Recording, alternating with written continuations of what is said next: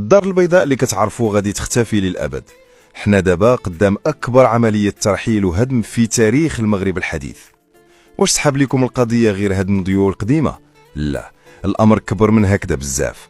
في هاد اللحظة اللي كنهضروا فيها كاين قرار رسمي بترحيل كثر من 6000 أسرة في دقة واحدة، ومسح أحياء كاملة من الخريطة باش يبان المحج الملكي اللي غيولي هو الشانزليزي ديال إفريقيا. هاد المشروع اللي تعطل 30 عام دابا في 2026 كاين أمر ملكي صارم باش يتسالي قبل المونديال. الجرافات واجدة واللوائح تحطات، والناس اللي تما كيعيشوا الساعات الأخيرة ديالهم في بيوت الأجداد.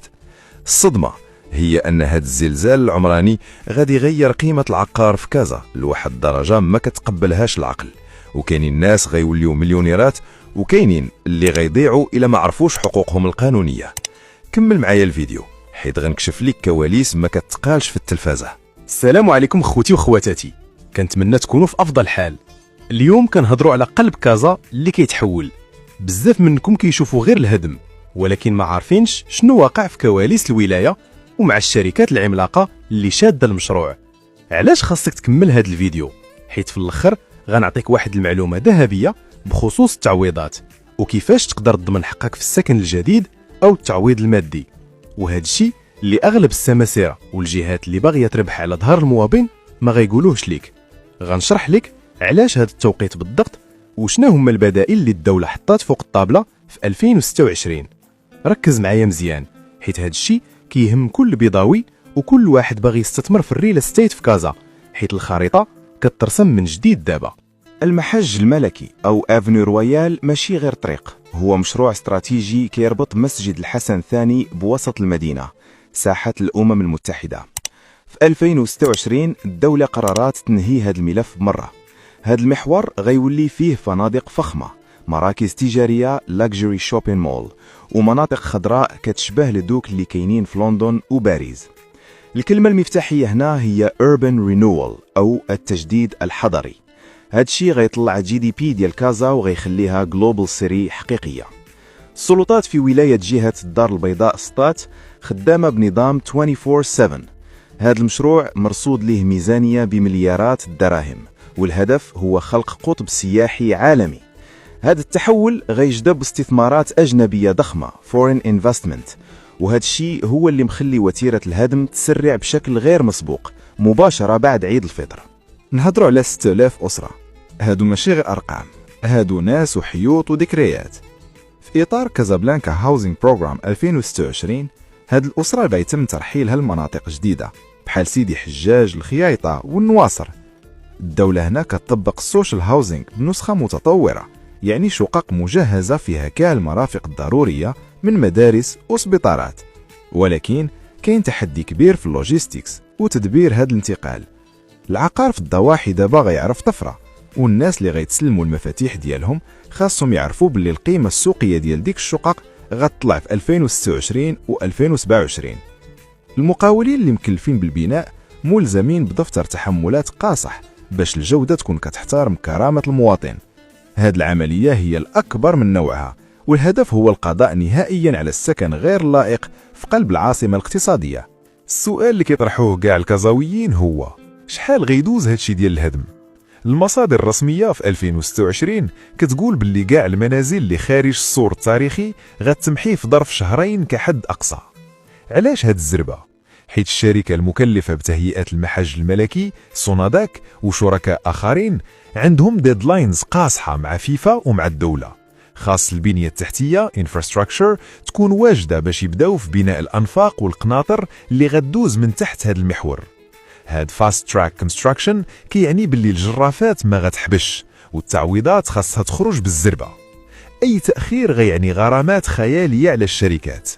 هاد الضغط هو اللي كيخلي السلطات تدفع بكل ثقلها باش تخلي زون A وزون B خاوية من السكن العشوائي أو المتهالك. هنا كاين الهمزة اللي ما كيشوفوهاش الناس. هاد المنطقة اللي كيتم الهدم فيها دابا غتولي هي أغلى متر مربع في إفريقيا في 2026 و 2030. الشركات اللي خدامة في بروبرتي ديفلوبمنت كيتسابقوا باش ياخدوا بلاص أو بقع أرضية تما. إلا كنتي مستثمر أو عندك مقاولة صغرى خاصك تعرف باللي commercial spaces اللي غيتحلوا في المحج الملكي غيكون عندهم high yield أو مردودية خيالية.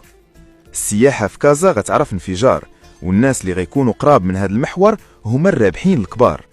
الدولة كتشجع على البابليك برايفت بارتنرشيب، يعني الشراكة بين القطاع العام والخاص، وهذه فرصة باش ستارت ابس في مجال الخدمات والسياحة يلقاو بلاصتهم في قلب كازابلانكا فاينانس سيتي الجديدة. بزاف ديال العائلات خايفين من اكسبروبرياسيون او نزع الملكيه. في 2026 القانون المغربي تطور بزاف في هذا المجال. كاين جوديشال كومبنسيشن اللي كيضمن للمواطن تعويض عادل على حساب سعر السوق. النصيحه القانونيه اللي كيتغاضوا عليها الناس هي ضروره تحيين الكونسيرفاسيون فونسيير او التحفيظ العقاري والوثائق الرسميه. كاينين صناديق دعم government grants موجهه للناس اللي غيترحلوا باش يعاونوهم في التأتيت أو كراء سكن مؤقت. الشركات اللي مكلفة بالهدم والترحيل عندها insurance كتحمي الساكنة من أي أضرار جانبية.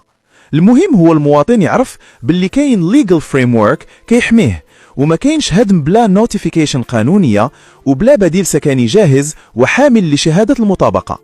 المغرب في 2026 كيعيش حالة استنفار إيجابي. وورد كاب 2030 Preparation هي المحرك الأساسي لمشروع المحج الملكي. الفيفا كتفرض معايير معينة في موبيليتي وسيفتي. كازا خاصها تكون مدينة سمارت وسهلة في التنقل. المحج الملكي هيكون فيه مسارات خاصة باسفا بي ترانزيت أو لا البي ار تي، وغيولي هو الممر الرئيسي للجماهير اللي غتمشي لمسجد الحسن الثاني. هادشي كيعني باللي الديجيتال انفراستراكشر بحال 5G وسمارت لايتن غتكون واجدة تما. الدولة كترهن على هذا المشروع باش تبهر العالم. هاد البراندين اللي كيدار لكازا دابا غيخلي قيمة العقار في كاع الأحياء المجاورة بحال بورغون ولوبينا تطلع لآفاق غير مسبوقة. قبل ما نعطيك السر ديال كيفاش تستافد من هاد التحولات وكيفاش تضمن حقك في هاد الزحام ديال المشاريع، بغيتك دير واحد الحاجة. إلا كنتي من ساكنة كازا أو كيهمك هاد الموضوع، نزل دابا للتعليقات وكتب كلمة تم. علاش؟ باش نجمعوا أكبر عدد من الناس المهتمين ونقدر نجاوبكم على تساؤلاتكم بخصوص المناطق اللي غيوصلها الهدم أو التعويضات. تفاعلكم بلايك وبارطاج كيخلي صوتنا يوصل للمسؤولين وكيخلي الفائدة تعم. واش كتعرف شي حد مهدد بالترحيل؟ صيفط ليه هذا الفيديو، حيت المعلومة في هذا الوقت هي فلوس. يلا كتب تم وخلينا ندوزو لأهم نصيحة غتسمعها اليوم بخصوص مستقبلك في كازا 2026.